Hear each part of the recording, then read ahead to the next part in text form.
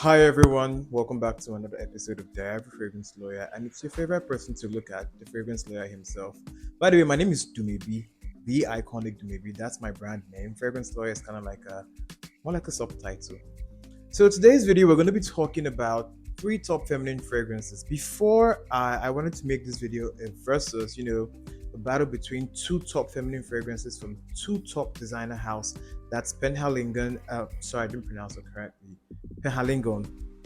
I have a hard time pronouncing that brand's name, and Dylan Blue from the house of Versace. But as I was looking through my collection, I came across White Diamonds by Elizabeth Taylor. This is a really old fragrance. My mom owned it before she passed away. May also rest in peace. And fragrance was released in 1991. So I thought to myself, why should I be doing a battle between two fragrances when I have never talked about this fragrance in any of my videos before? So that's it. I'm no longer doing the battle between Penhaligon's fragrance and Versace's fragrance. I'm now talking about three top feminine fragrances that are very, very bombastic. Like, they are epic, they are powerful. The moment a woman wears these fragrances, it is just really, really, really top notch. Like, you just know she's a boss lady and she's on top of it. Without wasting much of your time, let's just go right into it. So the first fragrance I'm actually going to be talking about today is from a brand that I have been obsessed with for a very long time. And this brand is not cheap. It's very expensive. It's very niche. By niche, I mean that it's not everywhere. Before you could actually get this, like, you can't literally find this in any regular fragrance store. You might not even find this in the sensor. I've actually been there before. And I know you're going to be wondering how I was able to get my hands on this. Don't worry, I'll answer that question later.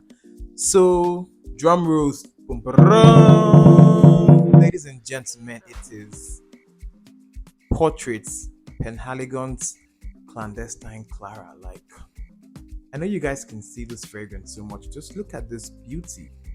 Look at the bottle. Look at the head, the metallic head. I know it's not actually made of real gold, it's just metal. It's a 75 ml bottle, as you can see. Extremely very well detailed and very beautiful. So this is Clandestine Clara from the house of Penhaligon. This fragrance was released in 2017. The website didn't state the name of the perfumer behind this fragrance. So this fragrance, let me just start here. This fragrance, the top notes in this fragrance are, for me, woodiness. It's aromatic and it's very spicy, also very smoky too. Now this fragrance is something that, Jesus Christ, I don't even know how to qualify this fragrance properly, but this is very powerful. This is something that a seductress would wear, if you ask me. Like, when you want to be very attractive, you want to feel very confident, and you want to command, not get, you want to command attention from both genders around you. This is the fragrance to wear. Oh my God of Nazareth, this is really, really, really, really wonderful. It's really, really incredible. I love how there's a balance between the rum inside it, the woodiness, the patchouli, everything is playing together in a very, very perfect formula, and it's extremely very long lasting. This costs about 220,000 Nigerian naira. This bottle, as you are looking at it like this, it's not mine. When I'm done reviewing it, I'll give it back to the owner. So this fragrance is the top of my list for all feminine fragrances. Jesus Christ of Nazareth, you should wear this. Why would a woman not want to wear this? Sorry guys, I didn't come out with my testing straps, but I'm just gonna give this a spray in the air so you can see. Sorry, I've got only one hand today. I don't like the atomizer though. I don't like it. It doesn't spray in a thin line, but regardless, it's good enough to do you a very good job on your skin. So it's very strong and it stays very long. So this is the number one feminine fragrance for me. Alright guys, so the second fragrance I'm talking about, it's a big one. It's a big name. The previous one was a really big name, and this one is still a big name too. It's from a very popular designer brand that everybody knows. If you do not know this designer brand, you live under a rock. I'm sorry to say that. Are you ready, guys? Drum roll. It is Versace. Versace Dylan Blue pour Femme. This is the feminine version of Dylan Blue because there's a masculine version of this. Everybody knows Versace, for crying out loud. So a colleague of mine in the office gave me this. It's almost empty, but it's supporting my career. So this is This is a very elegant feminine fragrance. I love how fruity, powdery, and floral it feels.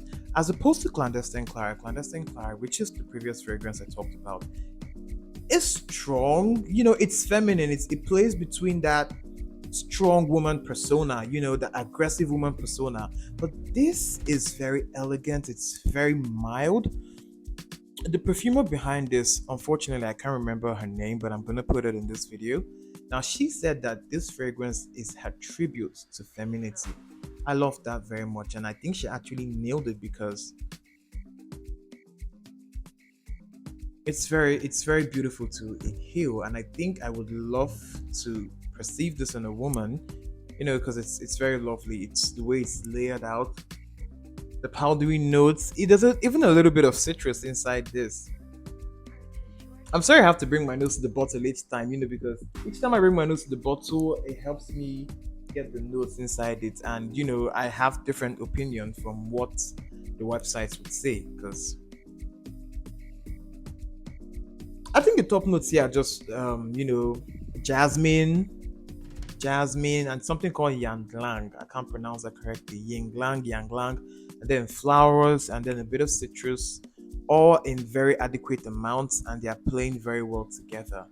So unfortunately, this is like almost an empty bottle, so I could not wear it. There wasn't enough quantity inside to wear my skin and test the longevity. But considering the fact that it's from a designer brand like Versace and it's one of their flagships, I presume that longevity should be, powerful.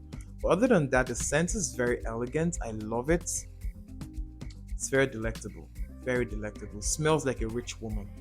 So that is the second top feminine fragrance that is on my list, and it's not cheap. The previous one was not cheap. This one is not cheap. This one is within 70,000 naira, which is almost about $100. So that's it. Versace Dylan Blue for Femme. So guys, the third fragrance makes me very emotional.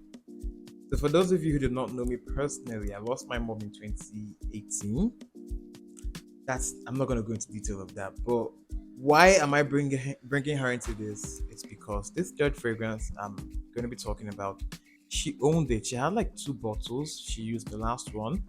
It emptied, and this one it was still remaining a very reasonable quantity inside of it. And then my younger sister just recently took it and started wearing it, so it's almost empty now. So just putting my nose on the atomizer just reminds me of my mom whenever she was going to work, because then she was doing her master's program.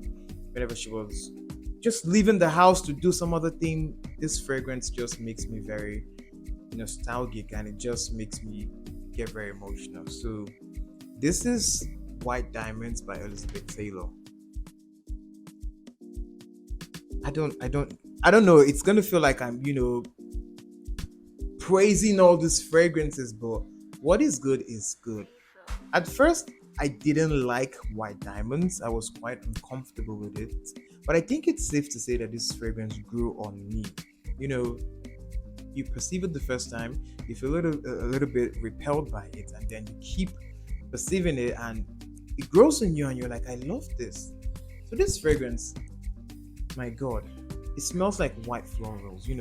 I would have done a bit of a spray so you can see what the atomizer feels like, but this is what is left inside, and I can't waste a drop of it. It's very flowery, no doubt.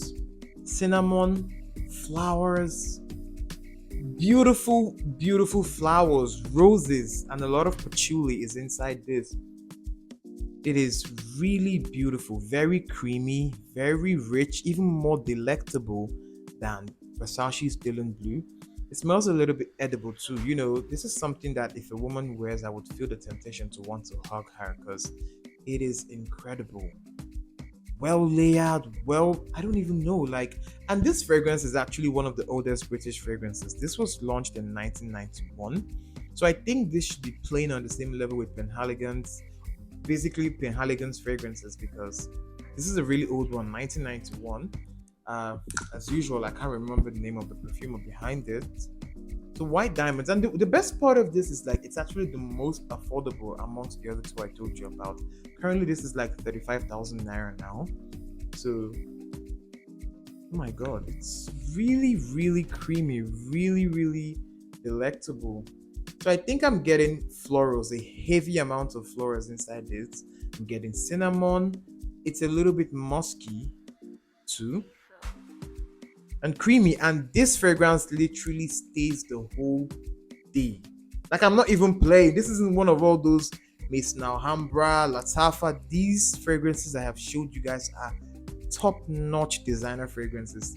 They do their work. They perform their best. These are beast mode feminine fragrances, guys. And I think that's what I'm going to caption the video. Beast mode feminine fragrances. So, in summary, this is beautiful. These are like the top 3 best feminine designer fragrances that I currently own in my collection. Sorry, mispronunciation happens a lot on this video sometimes. So guys, I think I'm at the end of this video because I've talked about what I wanted to talk about, and the rest is history.